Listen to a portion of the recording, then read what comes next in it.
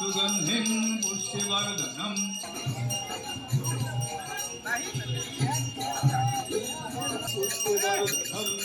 उर्वारुकमेव वायो स्वाहा मुखं यजामहे सुगन्धिं पुष्टिवर्धनम् उर्वारुकमेव। এটা প্রতি বছর 22শে ডিসেম্বর সারা ত্রিপুরাবাসীর কল্যাণার্থে, ভারতবাসীর কল্যাণার্থে এইটা দীর্ঘদিন চলে আসে।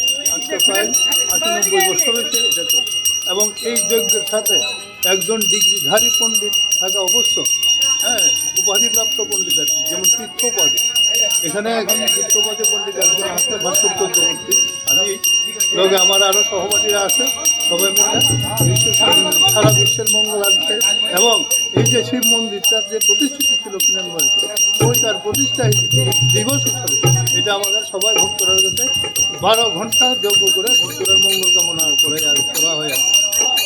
এটার যজ্ঞটার আমরা শিবের মন্দিরে যারা থাকি তারা করে, প্লাস আমাদের লক্ষ্মীনারায়ণ মন্দিরের যে পুরোহিতরা তারা মিলে যজ্ঞটা সমাধান করে।